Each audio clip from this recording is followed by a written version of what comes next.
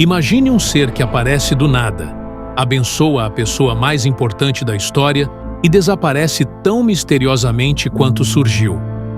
Um rei, um sacerdote e talvez a pessoa mais antiga do mundo?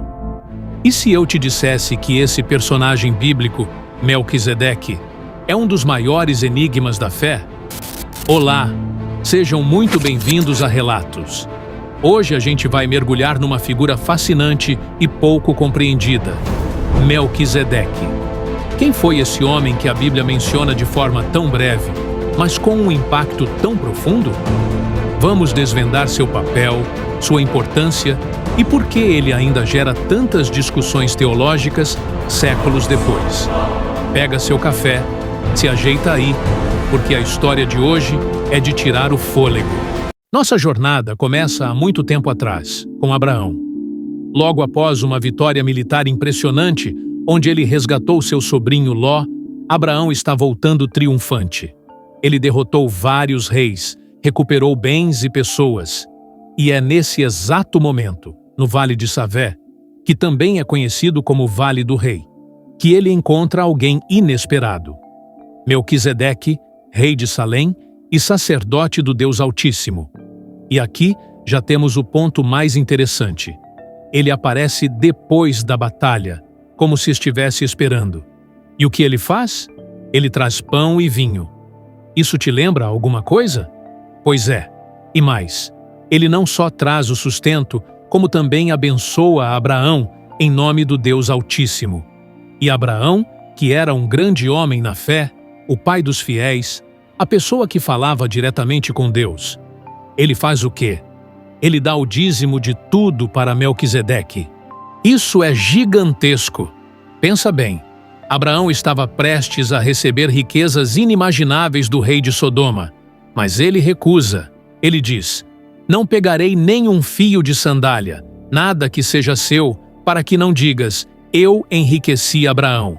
Ou seja, ele não queria que sua vitória e sua riqueza fossem atribuídas a um rei pagão. Mas, com Melquisedeque, é diferente. Ele dá o dízimo.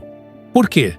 Porque Melquisedeque representa uma autoridade espiritual superior, um sacerdote de um Deus que Abraão reconhece e honra. E aí, o que vocês acham? Por que será que Abraão, o homem de Deus, se submete e dá o dízimo para esse, entre aspas, desconhecido? Deixa aqui nos comentários a sua opinião. Quero muito saber o que vocês pensam sobre isso. Agora, vamos analisar quem é Melquisedeque. A Bíblia nos diz duas coisas cruciais. Ele é rei de Salém, que é uma referência antiga a Jerusalém, e sacerdote do Deus Altíssimo. Mas o mais intrigante vem logo em seguida, no livro de Gênesis, capítulo 14, versículo 18. Melquisedeque, rei de Salém, trouxe pão e vinho. Ele era sacerdote do Deus Altíssimo. E o que acontece depois? A Bíblia não fala de sua genealogia. Não fala de seu pai, nem de sua mãe. Não fala de quando nasceu, nem de quando morreu. Ele simplesmente aparece e desaparece. Isso é inédito. Na cultura hebraica, a linhagem, a genealogia, era tudo. Era a prova de quem você era, de onde você vinha, de sua autoridade. E aqui temos um personagem que ignora completamente isso. Ele é apresentado como sem começo nem fim. E aqui é que a história fica ainda mais profunda.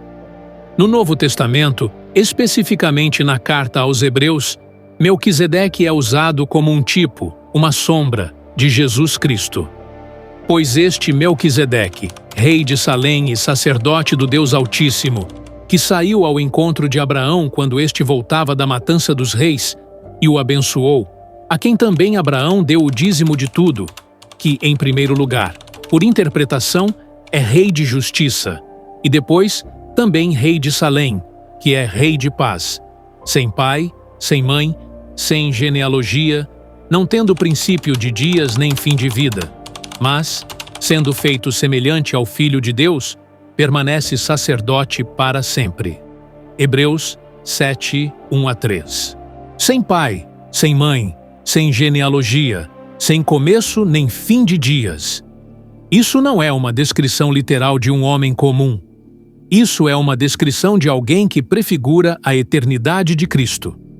Jesus, como sacerdote, não é da ordem de Arão, que tinha uma linhagem levítica. Ele é sacerdote segundo a ordem de Melquisedeque, uma ordem eterna, superior.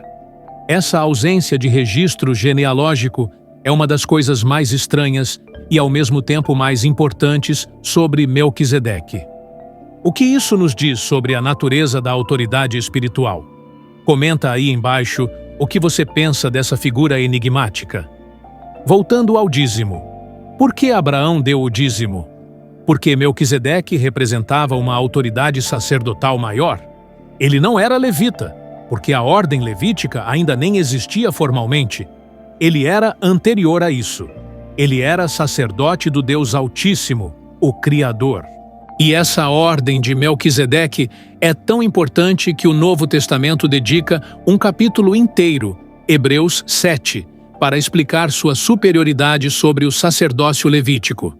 O sacerdócio levítico, com seus sacrifícios e rituais, era temporário. Era um preparo para algo maior. E o que é esse algo maior? Jesus Cristo. Ele é o sumo sacerdote segundo a ordem de Melquisedeque. Seu sacrifício foi único e perfeito. Não precisa ser repetido. Ele não tem começo nem fim de dias. Ele intercede por nós eternamente.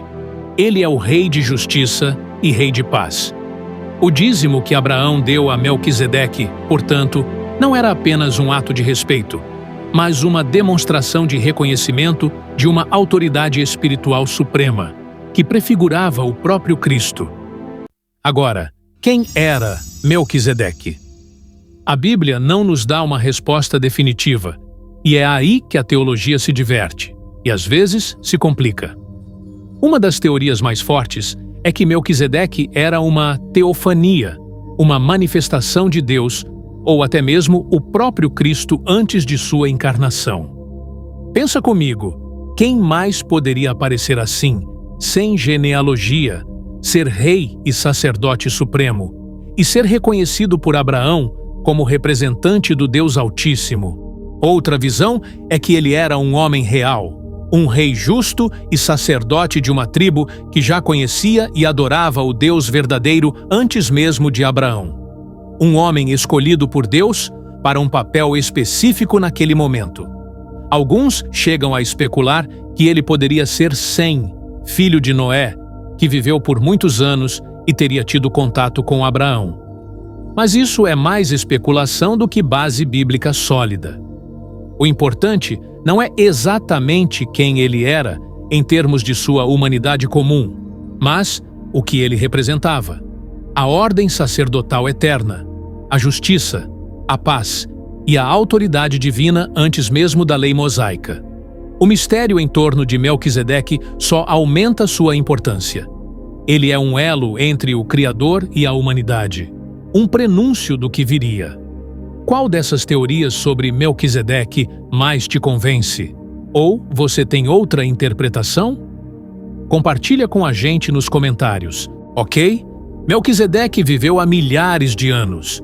Por que isso importa para nós hoje? Porque a figura dele nos ensina verdades fundamentais. Primeiro, sobre a autoridade divina.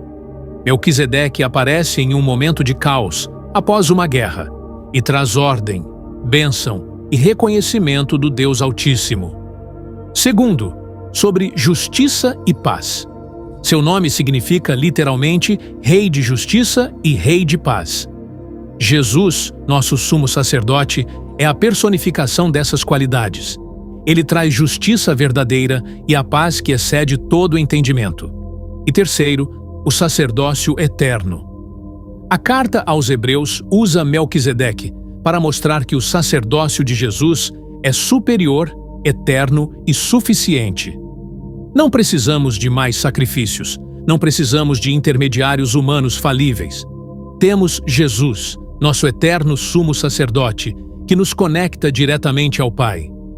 Entender Melquisedeque é entender um pouco mais sobre a natureza de Deus, a obra de Cristo e a base da nossa fé. É ver como Deus preparou o caminho desde o início. E aí, curtiu desvendar esse mistério bíblico? Se você aprendeu algo novo e gostou dessa viagem pela história, se ainda não é inscrito, clica agora no botão de inscrever-se e ativa o sininho para não perder nenhum vídeo novo. E claro, compartilha esse vídeo com aquele amigo que ama uma boa história bíblica. Muito obrigado por assistir até aqui. Espero que essa história de Melquisedeque tenha te inspirado e te dado novas perspectivas. A gente se vê no próximo vídeo. Fiquem com Deus e até a próxima.